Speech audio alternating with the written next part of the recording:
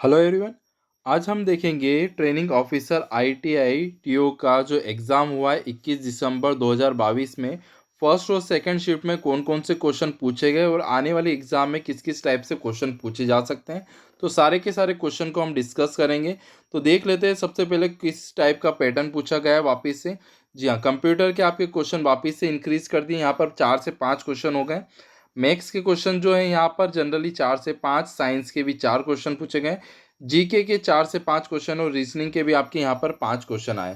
जो regular pattern जो चलता आ रहा है वही पैटर्न यहाँ पर फॉलो हुआ है, तो ये चीज़ ध्यान रखिएगा। तो किस किस टाइप से यहाँ पर क्वेश्चन पूछे गए हैं तो वो देख लेते हैं। उनसे रिलेटेड जो आने वाली एग्जाम में क्वेश्चन क्या क्या पूछ सकते हैं तो वो भी चीज़ें हम देखते हैं। चलिए देखते हैं आज क्या क्या पेपर में आया है। जी हाँ, सबसे पहले शॉर्ट की यहाँ पर शॉर्ट की पूछी गई थी। फर्स्ट क्वेश्चन जो पूछा गया था कंप्यूटर से शॉर्ट की पूछी गई थी विंडोज़ की यहाँ पर। तो यहाँ पर पूछा गया था विंडोज़ को क्लोज करने के लिए कौन सी शॉर्ट की का यूज़ करते हैं, तो कंट्रोल+W का यूज़ करेंगे। तो यहाँ पर विंडोज़ क्या हो जाएगी, बंद हो जाएगी। जी हाँ। अब अगर मैं देखता हूँ यहाँ पर शॉर्ट की के और क्वेश्चन अगर हम डिस्कस करते हैं तो कंट्रोल+A। जी हाँ, कंट्रोल+A से क्या होता है, यहाँ पर सिलेक्ट ऑल हो जाता है। यहाँ पर सिलेक्ट ऑल मतलब सारा डेटा सिलेक्ट हो जाता है। एक रहता है कंट्रोल+B। बी से होता है यहाँ पर जो डेटा जो होगा वो बोल्ड हो जाता है, मतलब ज़्यादा डार्क फॉर्म में आ जाता है। एक रहता है कंट्रोल+C। कंट्रोल+C से यहाँ पर होता है कॉपी। जी हाँ, ध्यान रखिएगा, इंपॉर्टेंट चीज़ें आने वाले एग्जाम में जरूर पूछा जाएगा, जैसे कि पटवारी भी एग्जाम आने वाली है। फिर होता है कंट्रोल+D। डी फॉर होता है यहाँ पर डिफॉल्टर। क्या होता है स्टूडेंट, डिफॉल्टर। ए से सिलेक्ट ऑल हुआ है, बी से बोल्ड, सी से कॉपी, डी से डिफॉल्ट। और भी इसमें डिस्कस कर लेते हैं हम लोग इससे रिलेटेड। कंट्रोल+E होता है अलाइनमेंट। कंट्रोल+L, जी हाँ, इंपॉर्टेंट थिंग है यहाँ पर। कंट्रोल+L जो होता है यहाँ पर लेफ्ट अलाइनमेंट। अलाइनमेंट होता है मतलब कि जो डेटा जो लिखा हुआ है यहाँ पर पूरी लाइन में, तो वो सब शिफ्ट का हो जाता है, लेफ्ट साइड में हो जाता है। ठीक है। इसी तरह कंट्रोल+R रहता है यहाँ पर। आर जो आता है तो यहाँ पर रहता है राइट अलाइनमेंट। क्या होता है स्टूडेंट, राइट अलाइनमेंट। सारा डेटा जो शिफ्ट हो जाता है वो सीधे हाथ की तरफ हो जाता है। देन उसके बाद इंपॉर्टेंट है कंट्रोल+Z और कंट्रोल+Y। जेड का मतलब होता है यहाँ पर अंडू। आपने कोई सी चीज़ यहाँ पर बैक स्पेस से गलती से वहाँ पर रफ हो गई तो कंट्रोल+Z से वापस से आप उस पोजीशन पे जा सकते हैं। फिर एक रहता है कंट्रोल+Y, दैट मीन्स रीडू। वापस से आपने जो ऑपरेशन लगाया है तो वो वापस से आ जाएगा जो भी लिखा है आपने। ठीक है। तो जेड से याद रखिएगा अंडू होता है और कंट्रोल+Y से रीडू होता है। ठीक है। जो नए स्टूडेंट है, हमारा टेलीग्राम चैनल डिस्क्रिप्शन बॉक्स में लिंक दे रखी है, तो वहाँ से ज्वाइन कर सकते हैं बिल्कुल। चलिए और देखते हैं क्वेश्चन किस किस टाइप से आते हैं। एक क्वेश्चन जो आपके एग्जाम में आया था लेज़र से। जी हाँ, कहाँ से आया था, लेज़र से। लेज़र प्रिंटर की गति किस में नापी जाती है, तो लेज़र प्रिंटर की जो गति जो है वो पीपीएम में नापी जाती है। पीपीएम का फुल फॉर्म होता है पेज पर मिनट। जी हाँ, लेज़र की या फिर कोई भी प्रिंटर जो रहता है उसकी पीपीएम में मेजरमेंट करी जाती है, यूनिट्स। अब लेज़र जो है एक नॉन इम्पैक्ट प्रिंटर है। जी हाँ, कैसा प्रिंटर है, एक नॉन इम्पैक्ट प्रिंटर है। और लेज़र का फुल फॉर्म आपसे एग्जाम में पूछ सकते हैं, तो ध्यान रखें। एल से होगा यहाँ पर लाइट, ए से होगा एम्प्लीफिकेशन, लाइट एम्प्लीफिकेशन। एस से होता है स्टिमुलेशन,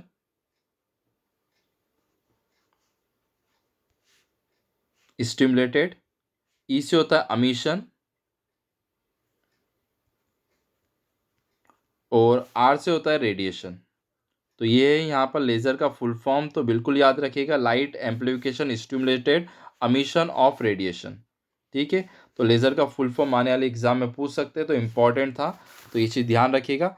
एक क्वेश्चन जो एग्जाम में पूछा हुआ है उससे हम रिलेटेड 2 से 3 क्वेश्चन हम यहाँ पर डिस्कस करते हैं। और हमने कहा है लेज़र जो है एक नॉन इम्पैक्ट प्रिंटर है जिसमें कागज़ डायरेक्ट संपर्क में नहीं रहता है। लेज़र की जो क्वालिटी स्टूडेंट्स वो नापी जाती है डीपीआई में। डीपीआई का ही फुल फॉर्म पूछ सकते हैं आपसे, तो ध्यान रखिएगा, डॉट पर इंच। ठीक है, डीपीआई मतलब डॉट पर इंच। जितने ज़्यादा डार्क होंगे उसके डॉट्स उतने ही लेज़र की क्वालिटी मेजरमेंट करी जाती है। फिर एक क्वेश्चन आया था आपके एग्जाम में, डाटा वेयरहाउस क्या होता है? तो डेटा वेयरहाउस विभिन्न प्रकार के सोर्स से डेटा को कलेक्ट करना और मैनेज करने को कहा जाता है डेटा वेयरहाउस। वेयरहाउस मतलब क्या हो रहा है? जहाँ पर सारा डेटा क्या हो रहा है, यहाँ पर कलेक्टेड हो रहा है। फिर देखते हैं यहाँ पर अगला क्वेश्चन क्या आया था। एक क्वेश्चन था यहाँ पर डेटा एब्स्ट्रैक्शन से क्वेश्चन था यहाँ पर, का उच्चतम स्तर क्या होता है? तो वहाँ पर होता है व्यू लेवल। जी हाँ, क्या होता है वहाँ पर? व्यू लेवल होता है। फिर इसी में मैं एग्जांपल और लेना चाहूँगा यहाँ पर, पेन। पेन का फुल फॉर्म क्या होता है? ध्यान रखिएगा, पर्सनल एरिया नेटवर्क। जी हाँ, पेन का फुल फॉर्म क्या होता है? पर्सनल एरिया नेटवर्क होता है। और पेन का एग्जांपल, बेस्ट एग्जांपल है ब्लूटूथ। ठीक है, पर्सनल एरिया नेटवर्क में ब्लूटूथ जो आती है, ब्लूटूथ या वाईफाई, दैट मीन्स आप एक पर्टिकुलर एरिया में 10 से 15 मीटर में आपका पर्सनल एरिया नेटवर्क होगा ब्लूटूथ का या फिर वाईफाई का, तो उसे पर्सनल एरिया नेटवर्क कहा जाता है। बेस्ट एग्जांपल रहता है ब्लूटूथ। इसी से रिलेटेड आई ट्रिपल ई रहता है। ठीक है, आई ट्रिपल ई का ही फुल फॉर्म आ सकता है, तो आई ट्रिपल ई का फुल फॉर्म याद रखिएगा, institute of electrical and electronics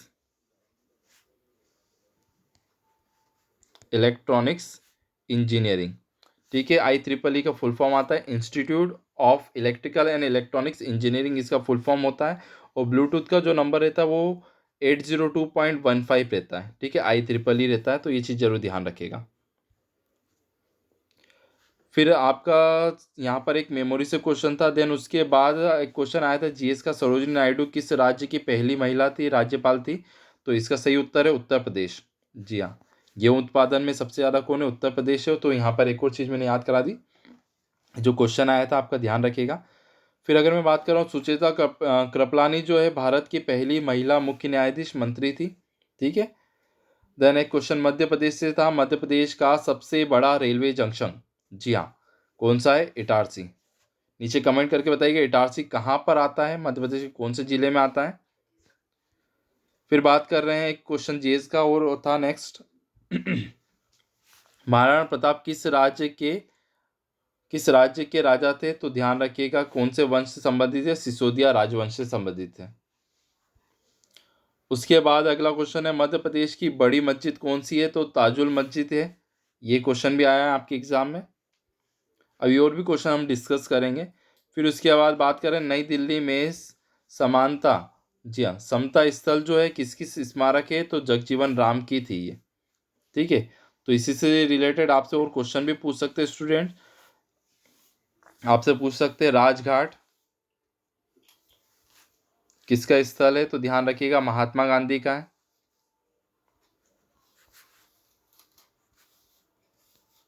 ठीक है, अभय घाट भी पूछ सकते हैं आपसे, अभय घाट ध्यान रखिएगा मोरारजी देसाई का है।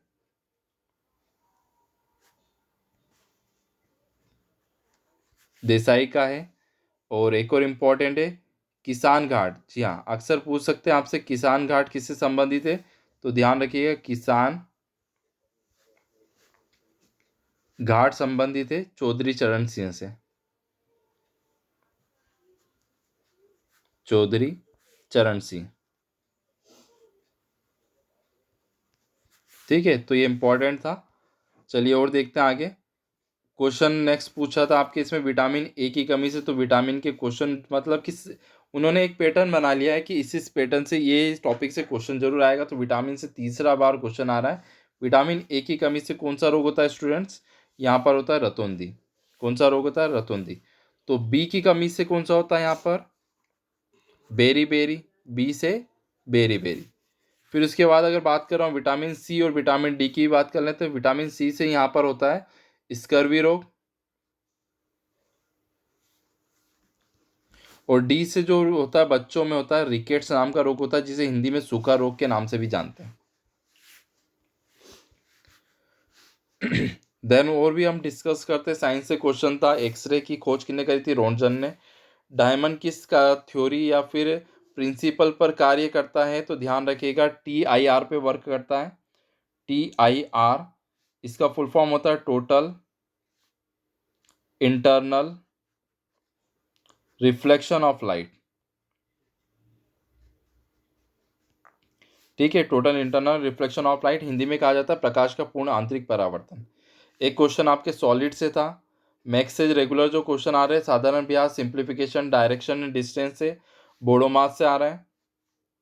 कुछ 2 क्वेश्चन और डिस्कस करना चाहेंगे हम। पेपर कटिंग से भी आ रहा है और आकृति गिनती का भी क्वेश्चन पूछे जा रहे हैं। तो अगर आपसे यहाँ पर पूछा आकृति गिनती में रेक्टेंगल अगर पूछा गया आपसे, ध्यान रखिएगा, आयत जिसको अपन कहते हैं, तो यहाँ पर अगर इस टाइप से, तो यहाँ पर आपको नॉर्मली गिनती लिखना है 1 2 3 1 2 3 4। अब इन सबको प्लस करना है, 3 + 2 + 1 6, फिर 4 + 3 + 2 + 1 10। बस यहाँ पर गुणा करना रहेगा, 6 × 10 60। इसमें रेक्टेंगल कितने होंगे टोटल आपके 60 होंगे। एक और क्वेश्चन देख लेते हैं। ट्राइंगल अगर काउंट करने के लिए आपसे बोला गया है यहाँ पर, तो ट्राइंगल में यहाँ पर 1 2 3 लिखना है यहाँ पर, और इन सबको प्लस करना, 3 2 5 और 1 6। अगर ट्राइंगल में यहाँ उन्होंने बेस बना दिए तो यहाँ पर 6 इस ट्राइंगल के होंगे, 6 इस ट्राइंगल के, 6 इसके, तो टोटल कितने होंगे यहाँ पर 18 होंगे। ठीक है, तो इस टाइप के यहाँ क्वेश्चन आ रहे हैं। और आपको वीडियो कैसा लगा ज़्यादा से ज़्यादा शेयर करिएगा। जितनी भी एग्ज़ाम मध्य प्रदेश से रिलेटेड होगी और सेंटर से, तो सारे पेपर हम रिव्यू डालेंगे। Thank you so much.